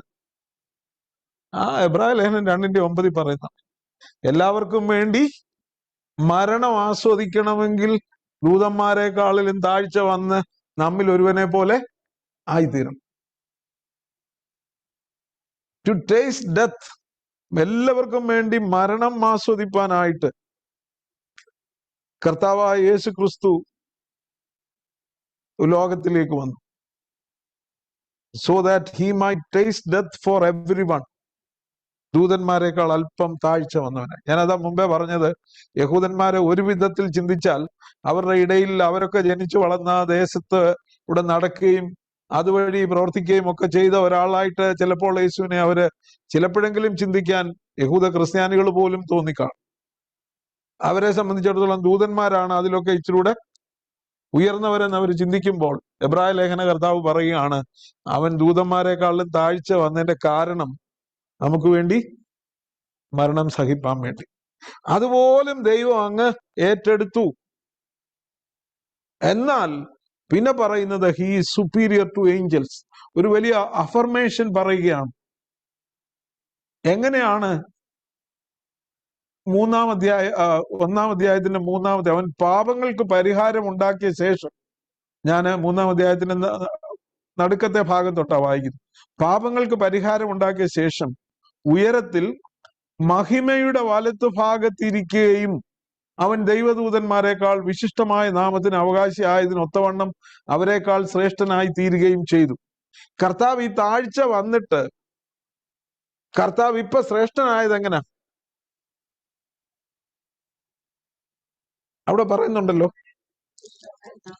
എങ്ങനെ അവകാശിയാക്കി? ദൈവത്തിന്റെ മഹിമയുടെ വലത്തുഭാഗത്തിരിക്കുന്നു. ഉയർത്തെഴുന്നേറ്റ കർത്താവ് ഇപ്പൊ എവിടെ ആയിരിക്കുന്നു? എന്തോ? പിതാവായ ദൈവത്തിന്റെ വലത്തുഭാഗം, ദൈവ മഹിമയുടെ വലത്തുഭാഗത്ത്, the majesty of his glory. ഈ ഒറ്റ ദൂതന്മാർക്കേലും ദൈവത്തിന്റെ സിംഹാസനത്തിൽ ഇരിക്കാൻ അവകാശമുണ്ടോ? ദൂതന്മാർക്കുള്ള ജോലി എന്താ? പിന്നെ യെശയ്യാ പ്രവചനം 6-ാം അധ്യായത്തിൽ യെശയ്യാവ് സെറാഫുകളെ കാണുമ്പോ എങ്ങനെയാ എന്തൊടുക്കുക? അവർക്ക് 6 ചിറകുണ്ടായിരുന്നു. 2 കൊണ്ട് മുഖം മൂടി, 2 കൊണ്ട് പാദം മൂടി, 2 കൊണ്ട് പറന്നിട്ട് യഹോവ പരിശുദ്ധൻ പരിശുദ്ധൻ പരിശുദ്ധൻ എന്ന് ദൈവസിംഹാസനത്തിന് ചുറ്റുപാടും പറന്നുകൊണ്ട് വിളിച്ചു പറയുന്ന ദൂതന്മാരെ നാം കാണും. പിന്നെ സ്വർഗത്തിന്റെ മറ്റൊരു ചിത്രം നാം കാണുന്നത് വെളിപ്പാട് പുസ്തകം 4ഉം 5ഉം അധ്യായങ്ങളിലൊക്കെ. അവിടെയും ദൂതന്മാർ എന്തോ എടുക്കുക? ദൈവത്തോടൊപ്പം സിംഹാസനത്തിൽ ഇരിക്കുകയാണോ? അല്ല, ദൈവസിംഹാസനത്തിന് ചുറ്റുപാടും ശുശ്രൂഷ ചെയ്യുന്ന, ദൈവത്തെ മഹത്വപ്പെടുത്തുന്ന, യഹോവ പരിശുദ്ധൻ പരിശുദ്ധൻ, സകല സ്തുതിയും ബഹുമാനവും പുകഴ്ചയും ലഭിപ്പാൻ അവൻ മാത്രം യോഗ്യൻ എന്ന് രാപ്പകലാർക്കുന്ന ദൂതന്മാരെ നാം കാണും. ആ ദൂതന്മാരെക്കാൾ അല്പം താഴ്ച വന്നവനായ യേശു ക്രിസ്തു മരണത്തെ ജയിച്ച് ഉയർത്തെഴുന്നേറ്റ് പിതാവായ ദൈവത്തിന്റെ വലത്ത് ഭാഗത്ത് ഇന്ന് ഇരിക്കുകയാണ്, അല്ലെ? വേദവസ്തം ഏറ്റവും കൂടുതൽ പറയുന്നതായിട്ടുള്ള കാര്യം അതാണ്. കർത്താവായ യേശു ക്രിസ്തു, അത് നമുക്ക് താഴോട്ട് വരുമ്പം പിന്നെയും അതിനെക്കുറിച്ച് ചിന്തിക്കാം. യേശു ക്രിസ്തു പിതാവായ ദൈവത്തിന്റെ വലത്ത് ഭാഗത്തിരിക്കും. കർത്താവിനെ ചോദ്യം ചെയ്തപ്പോൾ കർത്താവ് മഹാപുരോഹിതനോട് പറഞ്ഞു, മനുഷ്യപുത്രൻ ദൈവത്തിന്റെ വലത്ത് ഭാഗത്ത് മഹിമയുടെ സിംഹാസനത്തിൽ ഇരിക്കുന്നത് നീ കാണും, നീ കാണും. കർത്താവ് എഫേസ്യ ലേഖനം 1-ാം അധ്യായത്തിന്റെ 20-ാമത്തെ വാക്യം എന്താ പറയുന്നത്? എല്ലാ വാഴ്ചയ്ക്കും എല്ലാ അധികാരത്തിനും എല്ലാം മേലായ നാമം നൽകി, എല്ലാം അവന്റെ കാൽ കീഴാക്കി, അവന് ഏറ്റവും ഉന്നതമായ പിതാവായ ദൈവത്തിന്റെ വലത്ത് ഭാഗത്ത്, അവന്റെ മഹിമയുടെ വലത്ത് ഭാഗത്ത് ഇരിക്കുകയും ചെയ്തു. ദൈവത്തിന്റെ മഹിമ എന്ന് പറയുമ്പം കഴിഞ്ഞ ക്ലാസ്സിൽ നാം ചിന്തിച്ച, അവിടെ പറഞ്ഞു തുടക്കം തന്നെ എങ്ങനെയാ? 3-ാമത്തെ വാക്യം, അവൻ അവന്റെ തേജസ്സിന്റെ പ്രഭയും തത്വത്തിന്റെ മുദ്രയും. ആരുടെ തേജസ്സിന്റെ പ്രഭ എന്നാ? പിതാവായ ദൈവത്തിന്റെ തേജസ്സിന്റെ പ്രഭ, റേഡിയൻസ് ഓഫ് ഗോഡ്സ് ഗ്ലോറി. പിതാവായ ദൈവത്തിന്റെ തേജസ്സിന്റെ പ്രഭ. പിന്നെ പറയുന്നു the exact representation of his being. നമുക്ക് അതിന് അല്പമെങ്കിലും മനസ്സിലാക്കണമെങ്കിൽ സൂര്യനെ ഒന്ന് നോക്കണം. സൂര്യനിൽ നിന്ന് പുറപ്പെടുന്ന എന്താ? സൂര്യ രശ്മികൾ. സൂര്യനെയും സൂര്യരശ്മികളെയും തമ്മിൽ നമുക്ക് വേർപിരിക്കാൻ പറ്റും. ഒരു സൺലൈറ്റിന്റെ റേ, അത് ആ സൂര്യന്റെ ഭാഗം തന്നെ അല്ലേ? സൂര്യന്റെ റേഡിയൻസ് എന്ന് പറയുന്ന നമ്മൾ ഈ കാണുന്നത് സൺറൈസ് എന്ന് പറയും, സൂര്യന്റെ പ്രഭ. അതുപോലെ തന്നെയാണ് ദൈവ തേജസ്സിന്റെ പ്രഭ ആരാണ്? ഇവിടെ പറയുന്നത് അവൻ ദൈവ തേജസ്സിന്റെ പ്രഭയാണ്. ദൈവ തേജസ്സിന്റെ പ്രഭ ആരാണ്? കർത്താവായ യേശു ക്രിസ്തു. മാത്രമല്ല, കർത്താവ് ഫിലിപ്പോസിനോട് പറഞ്ഞു, ഫിലിപ്പോസ്, എന്നെ കണ്ടവൻ പിതാവിനെ കണ്ടിരിക്കും. നീ ഇനിയും പിതാവിനെ കാണണമെന്ന് എന്തിനാ ചോദിക്കുന്നത്? എന്നെ കണ്ടവൻ പിതാവിനെ കണ്ടിരിക്കും. The exact representation of his speech. കൊലോസ്യ ലേഖനത്തിൽ നാം വായിക്കുന്നു, അവനിലല്ലോ ദൈവത്തിന്റെ സർവ സമ്പൂർണതയും ദേഹരൂപമായി വസിക്കുന്നത്. ദൈവത്തിന്റെ മുഴുവൻ സമ്പൂർണതയും ഏതെങ്കിലും ഒരു ഫിസിക്കൽ ബോഡിയിൽ അധിവസിച്ചിട്ടുണ്ടെങ്കിൽ അത് ആരുടെ ശരീരത്തിലാണ്? കർത്താവായ യേശു ക്രിസ്തുവിന്റെ ശരീരം. പക്ഷെ ഈ ലോകത്തിലൂടെ നടന്നപ്പം ദൈവം തന്റെ മഹിമയൊന്ന് മറച്ചു വെച്ചിട്ടുണ്ട്. നടന്നു ആ മഹിമ എല്ലാവർക്കും ഇവിടെ വെച്ച് കാണാൻ പറ്റത്ത് ഇല്ലായിരുന്നു. മഹാപുരോഹിതനോട് പറഞ്ഞു, നീ ഒരു ദിവസം കാണും മനുഷ്യപുത്രൻ ദൈവത്തിന്റെ മഹിമയുടെ വലത്ത് ഭാഗത്തിരിക്കുന്നു. ഇവിടെ വെച്ച് നിനക്ക് കാണാൻ പറ്റുന്നില്ല. ഒരു ദിവസം നീ കാണും മനുഷ്യപുത്രൻ ദൈവത്തിന്റെ മഹിമയുടെ വലത്ത് ഭാഗത്തിരിക്കുന്നു. അപ്പൊ കർത്താവായ യേശു ക്രിസ്തു ദൂതന്മാരെക്കാൾ ഉന്നതനായി തീർന്നു. രണ്ടാമതായിട്ട് പറയുന്നത് 4ഉം 5ഉം വാക്യങ്ങൾ എന്താ പറയുന്നത്? നീ എന്റെ പുത്രൻ, ഞാൻ ഇന്ന് നിന്നെ ജനിപ്പിച്ചിരിക്കുന്നു എന്നും ഞാൻ അവന് പിതാവും അവൻ എനിക്ക് പുത്രനും ആയിരിക്കുമെന്നും ദൂതന്മാരിൽ ആരോടെങ്കിലും വല്ലപ്പോഴും അരുളി ചെയ്തിട്ടുണ്ട്. രണ്ടാമത് പറയുന്ന he is the son of God. ഇയ്യോബിന്റെ പുസ്തകത്തില് നാം വായിക്കുന്നുണ്ട്. ഇയ്യോബിന്റെ പുസ്തകം 1-ാം അധ്യായത്തിന്റെ 6-ാമത്തെ വാക്യത്തിലും 2-ാമത്തെ വാക്യത്തിലും ദൈവപുത്രന്മാർ യഹോവയുടെ സന്നിധിയിൽ നിൽപ്പാൻ ചെന്നുവെന്ന്. The sons of God went to the presence of God to stand in his presence. ദൈവത്തിന്റെ സന്നിധിയിൽ നിൽക്കാൻ വേണ്ടി ദൈവപുത്രന്മാർ ചെന്നു. അവിടെ ദൈവപുത്രന്മാരെന്ന് പറഞ്ഞിരിക്കുന്നത് ദൂതന്മാരെ കുറിച്ച്. പക്ഷെ ഇവിടെ ഒരു ഇൻഡിവിജ്വലിനെ കുറിച്ച്, ഇവൻ എന്റെ പ്രിയ പുത്രൻ, he is my beloved son, I have begotten him, ഞാൻ അവനെ ജനിപ്പിച്ചിരിക്കുന്നു. ഇവൻ എന്റെ പ്രിയപുത്രൻ. അപ്പൊ പുത്രൻ എന്നുള്ള പേരിന് അവകാശി ആര് മാത്രമാണ്? കർത്താവായ യേശു ക്രിസ്തു മാത്രം. നമ്മളും ഒക്കെ ഒരു വിധത്തിൽ നമ്മളെയൊക്കെ ദൈവ മക്കളെന്നാ വിളിക്കുന്നത്, അല്ലേ? Children of God. അവനെ കൈക്കൊണ്ട് അവന്റെ നാമത്തിൽ വിശ്വസിക്കുന്ന ഏവർക്കും ദൈവ മക്കളാകുവാൻ അധികാരം. പക്ഷേ അതുകൊണ്ടാ യോഹന്നാൻ 3:16 എന്താ പറയുന്നത്? തന്റെ ഏകജാതനായ പുത്രനിൽ വിശ്വസിക്കുന്ന ഏവനും നശിച്ചു പോകാതെ നിത്യജീവൻ പ്രാപിക്കേണ്ടതിന് ദൈവം അവനെ നൽകുവാൻ തക്കവണ്ണം ലോകത്തെ സ്നേഹിച്ചു. For whosoever believeth in him, the only begotten son, ഏകജാതനായ പുത്രൻ. ഈ ദൂതന്മാരെ സൃഷ്ടിച്ചത് കൊണ്ട് അവരും ദൈവത്തിന്റെ മക്കളാ, അല്ലേ? നമ്മളെ വീണ്ടെടുത്തത് കൊണ്ട് നമ്മളും ദൈവത്തിന്റെ മക്കളാണ്. ഒരു വിധത്തിൽ ലോകത്തിലെ സകല ജനത്തെയും ദൈവമാണ് സൃഷ്ടിച്ചെന്നുള്ളത് കൊണ്ട് എല്ലാവരും ദൈവത്തിന്റെ മക്കളാണ്. പക്ഷെ ഏകപുത്രൻ എന്ന് പറയുന്ന ആരാണ്? യേശുക്രിസ്തു. അത് സ്വർഗത്തിൽ നിന്ന് കർത്താവായ യേശുക്രിസ്തു സ്നാനമേൽക്കുമ്പോഴും മറുരൂപമലയിൽ വെച്ചും 2 തവണ അരുളി ചെയ്തു, ഇവൻ എന്റെ പ്രിയപുത്രൻ, ഞാൻ ഇവനിൽ പ്രസാദിച്ചിരിക്കുന്നു. അപ്പോ ആ പുത്രൻ എന്നുള്ള പേരിന് അവകാശി കർത്താവായ യേശുക്രിസ്തു മാത്രമാണ്. ഇവൻ എന്റെ പ്രിയപുത്രൻ, ഇവനിൽ ഞാൻ പ്രസാദിച്ചിരിക്കുന്നു. പിന്നീട് നാം കാണുന്ന ആ കൊട്ടേഷൻ 2-ാം സങ്കീർത്തനത്തിന്റെ 7-ാമത്തെ വാക്യത്തിൽ നിന്നാണ് ആ കൊട്ടേഷൻ. നീ എന്റെ പുത്രൻ, ഇന്ന് ഞാൻ നിന്നെ ജനിപ്പിച്ചിരിക്കുന്നു. വായിച്ചേ 2-ാം സങ്കീർത്തനത്തിന്റെ 7-ാമത്തെ വാക്യം.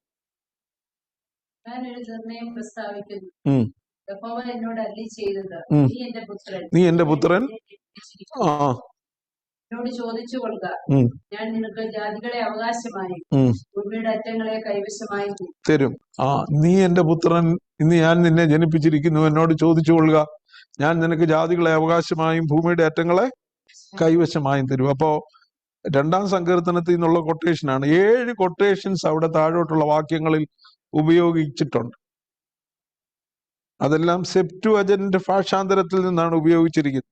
എന്ന് പറഞ്ഞാല് പഴയ നിയമത്തിന്റെ ഗ്രീക്ക് പരിഭാഷയിൽ നിന്നാണ് അത് ഉപയോഗിച്ചിരിക്കുന്നത്. കർത്താവായ യേശുക്രിസ്തു ദൈവപുത്രൻ എന്ന്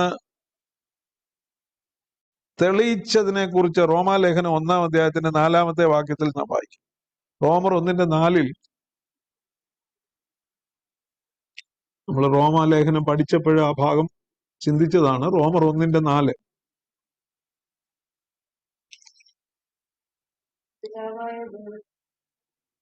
5 തൊട്ട് വായിച്ചാണ്. 5 ജഡം സംബന്ധിച്ച് ജനിക്കുകയും ശക്തിയുടെ ആത്മാവ് സംബന്ധിച്ച് ദൈവപുത്രൻ ശക്തിയോടെ നിർണയിക്കപ്പെടുകയും ചെയ്തിരിക്കുന്നവനാലല്ലോ, അല്ലേ? അപ്പം ദാവീദിന്റെ സന്തതിയിൽ നിന്ന് ജനിക്കുകയും മരിച്ചിട്ട് ഉയർത്തെഴുന്നേറ്റത് കൊണ്ടാണ് ദൈവപുത്രൻ എന്ന് ശക്തിയോടെ നിർണയിച്ചു. അപ്പൊ മരണത്തിൽ നിന്നുള്ള ഉയർത്തെഴുന്നേൽപ്പ്, ആദ്യമായി യഥാർത്ഥത്തിൽ മരണത്തിൽ നിന്നുള്ള ഉയർത്തെഴുന്നേൽപ്പ് ആർക്കാണ് ലഭിച്ചത്? കർത്താവായ യേശുക്രിസ്തു. അതിനു മുമ്പ് പലരും ഉയർത്തെഴുന്നേറ്റതായിട്ടൊക്കെ നാം വായിക്കുന്നുണ്ടല്ലേ? ഏലിയാവിന്റെ അസ്ഥികളെ വീണവർ ഉയർത്തെഴുന്നേറ്റെന്നും, അല്ലെ? കർത്താവ് തന്നെ മരണത്തിൽ നിന്ന് ലാസറിനെയും നയീൻ പട്ടണത്തിലെ വിധവയുടെ മകനെയും യായിറോസിന്റെ മകളെയും, പക്ഷെ അവരെല്ലാം പിന്നെയും മരിച്ചു. എന്നാൽ 1 കൊരിന്ത്യർ 15-ാം അധ്യായത്തിലെ അപ്പോസ്തലനായ പൗലോസ് പറയുന്നു, മരിച്ചവരിൽ നിന്നുള്ള ആദ്യ ഫലം ക്രിസ്തു, പിന്നെ ക്രിസ്തുവിനുള്ളവർ അവന്റെ വരവിങ്കൽ, പിന്നെ അവസാനം, അല്ലേ? 1 കൊരിന്ത്യർ 15:20 1 കൊരിന്ത്യർ 15:20 നോക്കി. മരിച്ചവരിൽ നിന്നുള്ള ആദ്യ ഫലം ക്രിസ്തു,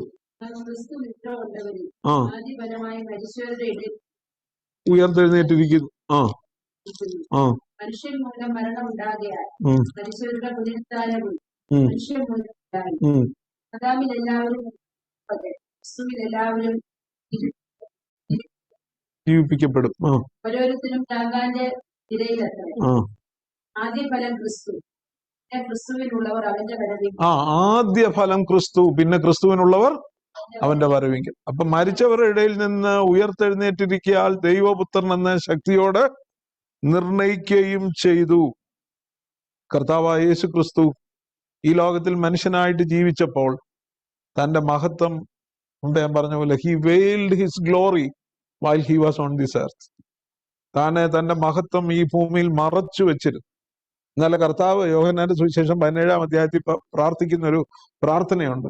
ആ പ്രാർത്ഥന മഹാപൗരോഹിത്യ പ്രാർത്ഥനയിൽ പറയുന്നു, പിതാവേ, 17-ാം അധ്യായത്തിന്റെ 1-5 വാക്യങ്ങൾ. അപ്പോ യോഹന്നാന്റെ സുവിശേഷം 17-ന്റെ 1-5 വാക്യങ്ങൾ.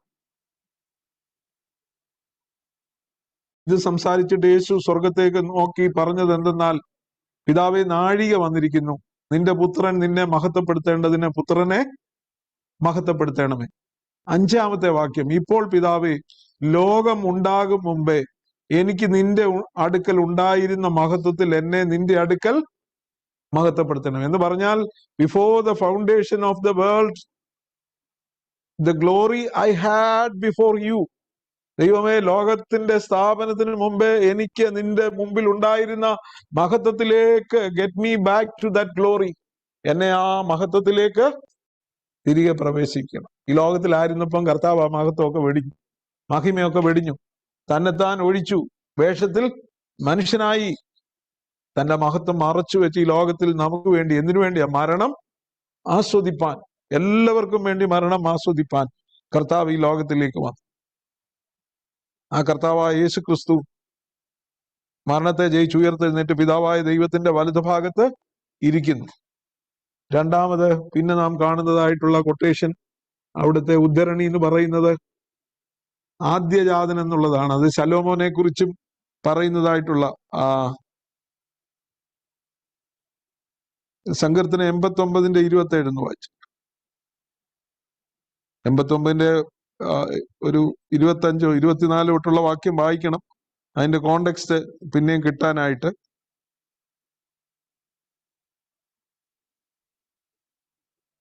എൺപത്തൊമ്പതിന്റെ 24 തൊട്ട് 27 വരെ വായിച്ചു.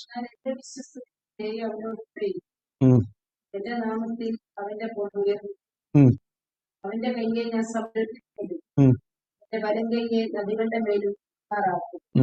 അവൻ എന്നോട്, നീ എന്റെ പിതാവ്, എന്റെ ദൈവം, രക്ഷയുടെ പാറായിരുന്നു പറയും. ഞാൻ അവനെ ആദ്യജാതനും രാജാക്കന്മാരിൽ ശ്രേഷ്ഠനുമാക്കും. ഞാൻ അവനെ ആദ്യജാതനും ഭൂരാജാക്കന്മാരിൽ ശ്രേഷ്ഠനുമാക്കും. അത് അവിടെ ശലോമോനെ കുറിച്ച് ആണ് അതിന്റെ ഇമ്മീഡിയറ്റ് കോണ്ടെക്സ്റ്റ് എന്ന് നമുക്ക് തോന്നാമെങ്കിലും അല്ല, ദാവീദിന്റെ സന്തതിയെ കുറിച്ചാണെന്ന് ഇവിടെ കർത്താവായ യേശു ക്രിസ്തുവിനെ കുറിച്ച് പറയുകയാണ്. അവൻ ശലോമോനിലും വലിയവനാണെന്ന് മത്തായി 12:42 നാം വായിക്കുന്നു. അപ്പോ ഒന്നാമത് കർത്താവായ യേശു ക്രിസ്തു ദൂതന്മാരെക്കാൾ ശ്രേഷ്ഠനായി തീർന്നവൻ. 2, ദൈവത്തിന്റെ പുത്രൻ. മൂന്നാമതായിട്ട് അവിടെ പറയുന്നത്, he is the first bone who receives worship. അവന് ആദ്യജാതനാണ്. ആദ്യജാതനെ 6-ാമത്തെ വാക്യം, ആദ്യജാതനെ പിന്നെയും എബ്രായർ 1:6, ആദ്യജാതനെ പിന്നെയും ഭൂതലത്തിലേക്ക് പ്രവേശിപ്പിക്കുമ്പോൾ ദൈവത്തിന്റെ സകല ദൂതന്മാരും അവനെ നമസ്കരിക്കണമെന്ന് താൻ അരുളി ചെയ്യും. ദൂതന്മാരെ ആരെ ആരാധിക്കത്തുള്ളൂ? ദൂതന്മാർ ഏതെങ്കിലും മനുഷ്യനെ ആരാധിക്കൂ? ഇല്ല. ദൂതന്മാർ ആരാധിക്കുന്ന ആരെ മാത്രമാണ്? ദൈവത്തെ മാത്രം.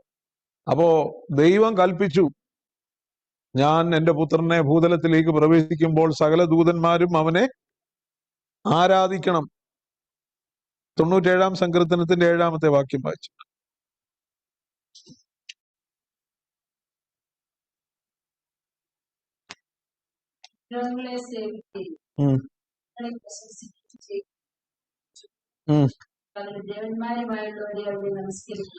സകല ദേവന്മാരുമായുള്ളവരെ. ഈ ഭാഗമൊക്കെ നമുക്ക് ഒരു അല്പം ഒബ്സ്ക്യൂർ എന്ന് പറഞ്ഞാൽ ഒരു ഇച്ചിരി മറഞ്ഞിരിക്കുന്നതായിട്ട് നമുക്ക് തോന്നാമെങ്കിലും ഇവിടെ ദേവന്മാരെന്ന് പറയുമ്പോഴും ഈ ദൂതന്മാരെയാണ് അവിടെ പരാമർശിക്കുന്നത്. സകല ദേവന്മാരും അവനെ നമസ്കരിപ്പിക്കും. അതിനെ കുറിച്ചാണ് ഇവിടെ പറയുന്നത്. അതിനെ പിന്നെയും ഭൂതലത്തിലേക്ക് പ്രവേശിക്കുമ്പോൾ സകല ദൂതന്മാരും അവനെ നമസ്കരിക്കണം. അപ്പോ ദൂതന്മാര് ദൈവപുത്രനെ ആരാധിക്കണമെന്ന് ദൈവം അവിടെ കൽപ്പിക്കുന്നതായിട്ട് നാം കാണുന്നു. പിന്നീട് മറ്റൊന്ന് കാര്യം, 7-ാമത്തെ വാക്യത്തിൽ എന്താ പറയുന്നത്? അവൻ കാറ്റുകളെ തന്റെ ദൂതന്മാരും അഗ്നിജ്വാലയെ തന്റെ ശുശ്രൂഷകന്മാരും ആക്കുന്നു എന്ന് ദൂതന്മാരെ കുറിച്ച് പറയുന്നു. അപ്പൊ ദൂതന്മാരെ ദൈവത്തിന്റെ ആരാണ്?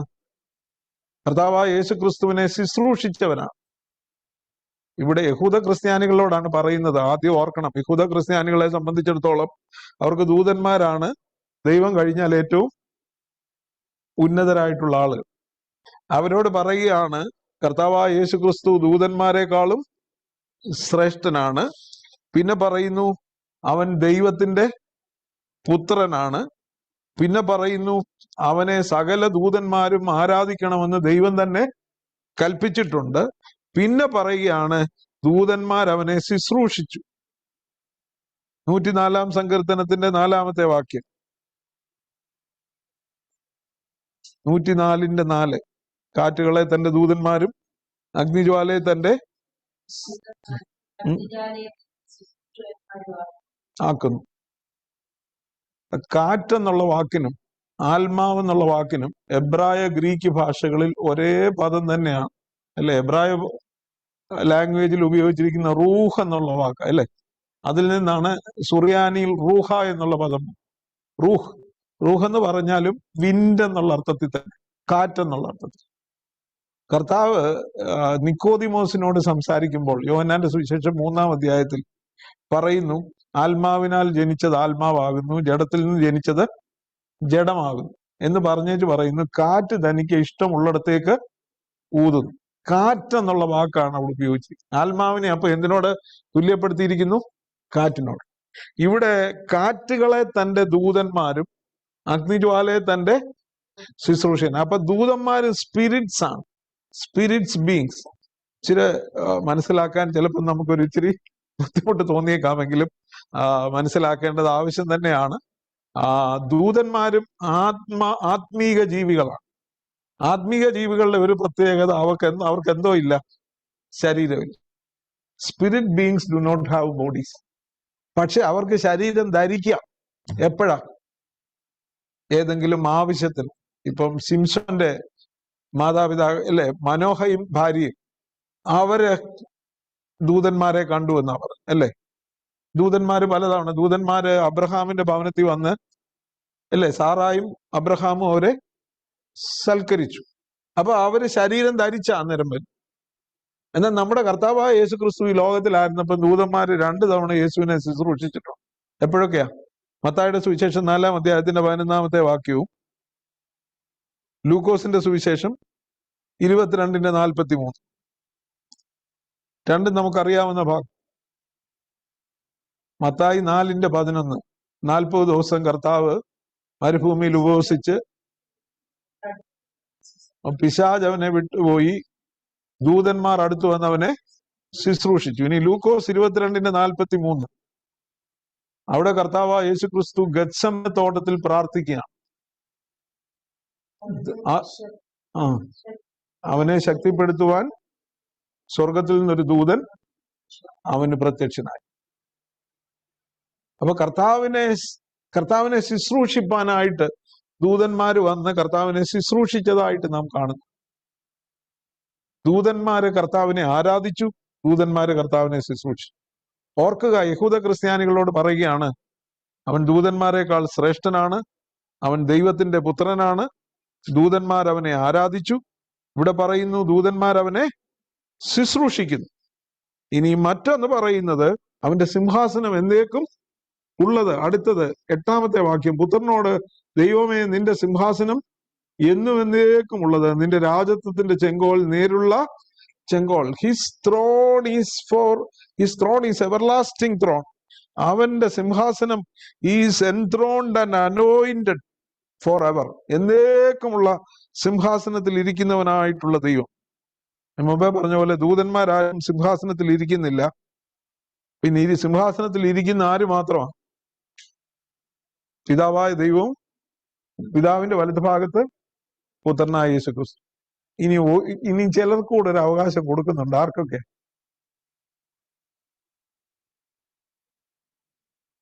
ആർക്കാ ഇനി സിംഹാസനത്തിൽ ഇരിക്കാൻ അവകാശമുള്ളത്? എന്തോ? ജയിക്കുന്നവന് ഞാൻ എന്നോടുകൂടെ എന്റെ സിംഹാസനത്തിൽ ഇരുപ്പാൻ വരം നൽകും. ആരാ ജയിക്കുന്നവര്? അവർ അവനെ കുഞ്ഞാടിന്റെ രക്തം ഹേതുവായും തങ്ങളുടെ സാക്ഷ്യവചനം ഹേതുവായും ജയിച്ചു. ആര് ജയിക്കുന്നോ, പിശാചിനെ കുഞ്ഞാടിന്റെ രക്തം ഹേതുവായും തങ്ങളുടെ സാക്ഷ്യവചനം ഹേതുവായും ജയിക്കുന്നോ, അവർക്കൂടെ ഒരു അവകാശമുണ്ട്. എവിടെ ഇരിക്കാൻ?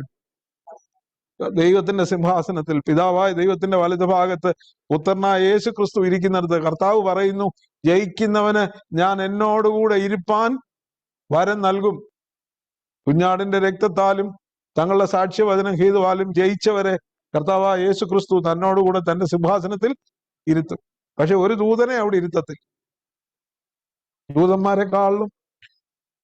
ദൂതന്മാരെക്കാളിലും ശ്രേഷ്ഠൻ. അപ്പൊ ആരാ ശ്രേഷ്ഠൻ എന്ന് പറഞ്ഞ ആ നിലയിൽ കുഞ്ഞാടിന്റെ രക്തത്താൽ വീണ്ടെടുക്കപ്പെട്ട ദൈവമക്കൾ. അവന്റെ സിംഹാസനം എന്നേക്കും ഉള്ളത്. അവന്റെ സിംഹാസനം അഴിഞ്ഞു പോകുകയില്ല. മാത്രമല്ല, എഫേസ്യ ലേഖനം 1-ാം അധ്യായത്തില് നാം വായിക്കുന്നുണ്ട്. എഫേസ്യ ലേഖനം 1-ാം അധ്യായത്തിന്റെ 20-ാമത്തെ വാക്യം.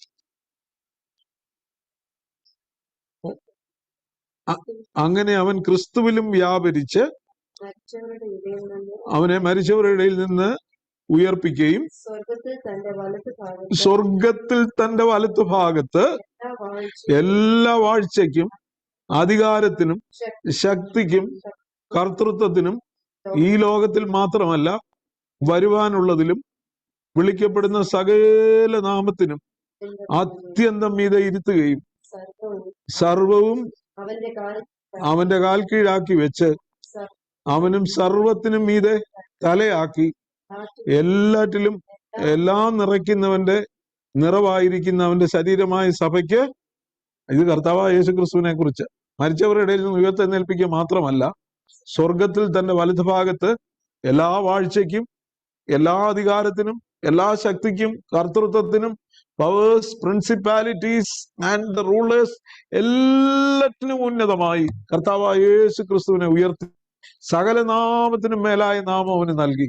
സകലത്തെയും അവന്റെ കാൽ കീഴാക്കി വെച്ചു. എന്നിട്ട് ദൈവം തന്റെ സഭയ്ക്ക് വേണ്ടി കർത്താവായ യേശു ക്രിസ്തുവിനെ നൽകിയിരിക്കുക. അവന്റെ സിംഹാസനം എന്നേക്കും ഉള്ളത്. അവന്റെ ചെങ്കോൽ, അവന്റെ രാജത്വത്തിന്റെ ചെങ്കോൽ നീതിയുടെ ചെങ്കോൽ, നേരുള്ള ചെങ്കോൽ. നീതിയെ ഇഷ്ടപ്പെടുകയും ദുഷ്ടതയെ ദ്വേഷിക്കുകയും ചെയ്യുന്നിരിക്കുന്ന ദൈവം, നിത്യനായ സൃഷ്ടാവ്. യഹൂദന്മാരിൽ നിന്നും ക്രിസ്ത്യാനികളായി തീർന്നവര് ഈ കർത്താവായ യേശു ക്രിസ്തുവിനെ ഉപേക്ഷിച്ച് അവരുടെ പഴയ വിശ്വാസത്തിലേക്കും തള്ളി പറഞ്ഞുകൊണ്ട് പോകുവാനായിട്ട് ശ്രമിക്കുമ്പോൾ, അവര് പ്രലോഭനം നേരിടുമ്പോൾ, പരീക്ഷ നേരിടുമ്പോൾ പറയുകയാണ്, അവന്റെ സിംഹാസനം എന്നേക്കും ഉള്ളത്. അവൻ സർവനാമത്തിനും മേലായ നാമമുള്ളവൻ. അവന്റെ ചെങ്കോൽ നീതിയുടെ ചെങ്കോൽ. വളരെ വ്യക്തമായിട്ട് പറയുകയാണ് കർത്താവ്, he is enthroned and anointed for everlasting. Eternally he is the eternal God. മാത്രവുമല്ല, ആനന്ദ തൈലം എന്നാ പറയുന്നത്, ഓയിൽ ഓഫ് ഗ്ലാഡ്നെസ്. ആനന്ദ തൈലം കൊണ്ട്, കൂട്ടുകാരിൽ പരമായി ആനന്ദ തൈലം കൊണ്ട് അഭിഷേകം ചെയ്തിരിക്കുന്നു. ഒടുവിലായിട്ട് പറയുകയാണ്, പെട്ടെന്ന് തീർക്കട്ടെ, he is the eternal creator. അവൻ നിത്യനായ സൃഷ്ടാവാണ്. നീ പൂർവ്വകാലത്ത് ഭൂമിക്ക് അടിസ്ഥാനമിട്ടു. 10-ാമത്തെ വാക്യം, ആകാശവും നിന്റെ കൈകളുടെ പ്രവൃത്തിയാകും. നമുക്കറിയാം, യോഹന്നാന്റെ സുവിശേഷത്തിൽ പറയുന്നു, ആദിയിൽ വചനം ഉണ്ടായിരുന്നു, വചനം ദൈവത്തോടു കൂടെ ആയിരുന്നു, വചനം ദൈവമായിരുന്നു, വചനം ജഡമായി തീർന്നു, അല്ലേ? പിന്നെ പറയുന്നു, അവൻ മുഖാന്തരം സകലവും ഉളവായി, ഉളവായതൊന്നും അവനെ കൂടാതെ ഉളവായതല്ല. സകലത്തെയും സൃഷ്ടിച്ച കർത്താവായ യേശു ക്രിസ്തു. അത് തന്നെ ഇവിടെ പറയുന്നു, നീ പൂർവ്വകാലത്ത് ഭൂമിക്ക് അടിസ്ഥാനമിട്ടു, ആകാശവും നിന്റെ കൈകളുടെ പ്രവൃത്തിയാകും. പുത്രനാണ് എല്ലാം സൃഷ്ടിച്ചത്. പുത്രന് വേണ്ടിയാണ് എല്ലാം സൃഷ്ടിക്കപ്പെട്ടത്. കൊലോസ്യ ലേഖനം 1-ാം അധ്യായത്തിൽ പറയുന്നു, സകലവും അവനാലും അവൻ മുഖാന്തരം അവന് വേണ്ടിയും, everything that was created by him, for him and through him. അവന് വേണ്ടിയാണ് സൃഷ്ടിക്കപ്പെട്ടത്. അവൻ മുഖാന്തരം സൃഷ്ടിക്കപ്പെട്ടു, അവനായി സൃഷ്ടിക്കപ്പെട്ടു. അവൻ സകലത്തിനും ആധാരമായുള്ളവൻ. അവൻ he's the head of everything. അവൻ എല്ലാറ്റിനും തലയായിട്ടുള്ളവനായിട്ടുള്ള ദൈവം. മാത്രമല്ല, എബ്രായർ 13:8, യേശു ക്രിസ്തു ഇന്നലെയും ഇന്നും എന്നേക്കും അനന്യൻ. He is the same yesterday today and for ever. എന്നേക്കും അനന്യനായിരിക്കുന്നവനായിട്ടുള്ള ദൈവം. അവസാനമായിട്ട് പറയുകയാണ്, അവിടെ പറയുന്നത് 13-14 വാക്യങ്ങളില്, ഞാൻ നിന്റെ ശത്രുക്കളെ നിനക്ക് പാദപീഠമാക്കുവോളം നീ എന്റെ വലത്ത് ഭാഗത്തിരിക്കുക എന്ന് ദൂതന്മാരിൽ ആരോടെങ്കിലും വല്ലപ്പോഴും അരുളി ചെയ്തിട്ടുണ്ടോ? അവരൊക്കെയും രക്ഷ പ്രാപിപ്പാനുള്ളവരുടെ ശുശ്രൂഷയ്ക്ക് അയക്കപ്പെടുന്ന സേവകാത്മാക്കളല്ലേ? മുമ്പേ പറഞ്ഞ പോലെ ദൂതന്മാർക്ക് ആർക്കും സിംഹാസനത്തിൽ ഇരിക്കാനുള്ള അവകാശം കൊടുത്തിട്ടില്ല. പിന്നെ അവരെ എന്തിനു വേണ്ടിയാ നിയമിച്ചിരിക്കുന്നത്? ശുശ്രൂഷയ്ക്കായിട്ട്. ദൈവത്തെ ശുശ്രൂഷിക്കണം, ദൈവത്തെ സേവിക്കണം, മാത്രമല്ല നമ്മളെ സേവിക്കണം. ദൂതന്മാർക്ക് ഒരു ജോലി കൊടുത്തിട്ടുണ്ട്. ഒരു വിധത്തിൽ പറഞ്ഞാൽ അവർക്ക് 2-3 ജോലികൾ നമുക്കറിയാം. ഒരു വ്യക്തി മാനസാന്തരപ്പെടുമ്പോ അവരുടെ വലിയ ജോലി എന്താ? ഒരു വ്യക്തി മാനസാന്തരപ്പെടുമ്പോ ദൂതന്മാർ എന്നെ എടുക്കും. ലൂക്കോസിന്റെ സുവിശേഷത്തിൽ നാം വായിക്കുന്നു, അല്ലയോ? ഒരു സ്ത്രീക്ക് 10 ദ്രഹ്മ, ഒരുത്തന് 100 ആടുണ്ടായിരുന്നു, ഒരാടിനെ കാണാതെ പോയി. ആ കാണാതെ പോയതിനെ തിരിച്ചു കിട്ടിയപ്പം പറയുന്നു, ഇതുപോലെ തന്നെ മാനസാന്തരപ്പെടുന്ന ഒരു ഭാവിയെ കുറിച്ച് സ്വർഗത്തിൽ ദൂതന്മാരുടെ മധ്യേ സന്തോഷമുണ്ടാകും. പിന്നെ 10 ദ്രഹ്മയുടെ ഉപമ, 100 ഒരാടിന്റെ അല്ലേ, 100-1 ആട്, പിന്നെ 2 മക്കളിൽ ഒരു മകൻ പോയി. അവിടെ എല്ലാം പറയുന്ന ഒരു കാര്യം, സ്വർഗത്തിൽ ദൂതന്മാരുടെ മധ്യേ വലിയ സന്തോഷം. ഒരാൾ രക്ഷിക്കപ്പെടുമ്പോൾ വളരെ സന്തോഷത്തോടെ സ്വർഗത്തിൽ വലിയ സെലിബ്രേഷൻ നടക്കും. മാത്രമല്ല നമ്മെ ശുശ്രൂഷിക്കുകയും ചെയ്യും. 34-ാം സങ്കീർത്തനത്തിൽ നാം എന്താ വായിക്കുന്നത്? 34-ാം സങ്കീർത്തനത്തിന്റെ 3-ാമത്തെ വാക്യം എന്താ പറയുന്നത്? യഹോവയുടെ ദൂതൻ തന്റെ ഭക്തന്മാരുടെ ചുറ്റും പാളയം ഇറങ്ങി അവരെ വിടുവിക്കും. അപ്പൊ ദൂതന്മാരുടെ ജോലി എന്താ? നമുക്ക് ചുറ്റും പാളയം ഇറങ്ങി നമ്മളെ വിടുവിക്കും. ദൈവം തന്റെ ദൂതനെ അയച്ച് നമ്മെ കാക്കും. ദൈവത്തിന്റെ ദൂതന്മാര് നമ്മുടെ ഭവനത്തിന് ചുറ്റും പാളയം ഇറങ്ങും. ആരുടെ? യഹോവയുടെ ദൂതൻ തന്റെ ഭക്തന്മാരുടെ ചുറ്റും, തന്നെ ഭയപ്പെടുന്നവരുടെ ചുറ്റും. അല്ലാത്തവരുടെ ചുറ്റും ആരാ പാളയം ഇറങ്ങുന്നത്? മറ്റേ പുള്ളി വന്ന് അവന്റെ ദൂതന്മാരുമായിട്ട് നിൽക്കുക, അടുക്കളയിലും സ്വീകരണ മുറിയിലും, ഇല്ലയോ? ഇങ്ങനെ പമ്മി ഓരോരുത്തരുടെ അടുക്കലും ചെവിയുടെ പുറകിലും ഒക്കെ ഇരുന്ന് ഓരോന്ന് ഓതിക്കൊണ്ടിരിക്കുക. എപ്പോഴാ ഒരു വഴക്കുണ്ടാക്കാൻ എങ്ങനെ ഒരിച്ചിരി ഇടം കിട്ടുമെന്ന്. അവന്റെ തന്ത്രങ്ങളെ നാം അറിയാത്തവരല്ല. പക്ഷെ യഹോവയുടെ ദൂതൻ തന്റെ ഭക്തന്മാരുടെ ചുറ്റും പാളയം ഇറങ്ങി. ദൈവം പറയും, നീ ഇല്ല അവരുടെ വീട്ടിന് പോയി ഒന്ന് കാവലിൽ നിന്നേച്ച് വരാൻ പറയും.